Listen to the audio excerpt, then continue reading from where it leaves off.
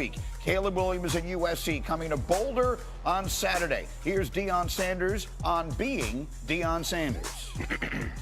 Your whole life, you've been divisive. People either really when love I you, came out the womb, I was booed. right, or they really don't, right? Yeah. So, and a lot of those don'ts have been very vocal this week. What's your message to them? And then what do you tell your I don't locker have a room message guys? to detractors or haters. I don't have a message.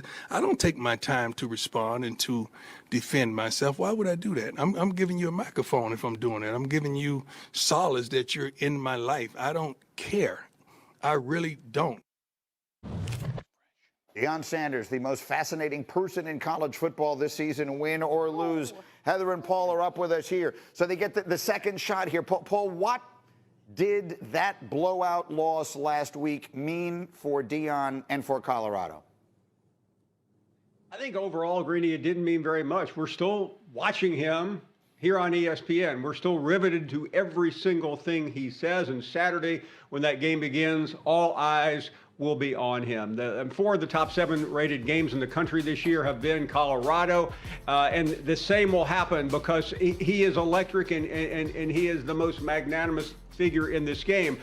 The game will be difficult for Colorado, but not impossible. I thought Oregon was a no-shotter. This one, they've got a puncher's chance, not much of one. They're playing one of the better teams in the country, but a team that is still susceptible on defense. What do you think, Heather? I'm not giving them a puncher's chance. I'm not going anywhere near the upset pick on this one. I think it's a knockout blow, Paul, and I'll tell you why. Because USC's defense, for all you can say about Alex Grinch last year and missed tackles and everything, this year that USC defense is getting after quarterbacks. They've got 16 sacks this year, and guess what? Shedeur Sanders has been sacked 22 times, the most in the Power 5 conference, and it's been 7 times in each of the last 2 games. They just don't have the depth right now, but you know what? I agree with Paul. Who cares? It doesn't matter because this team won 1 game last year, and I think they can win 6.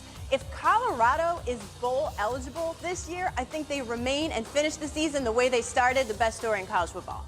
Yeah, that's the thing, is that people, because of the world in which we live, went completely crazy at the beginning of the season. Oh, they're going to win the national championship, and all of a sudden anything short of that seems like a failure. The reality is it was an unrealistic expectation in the first place.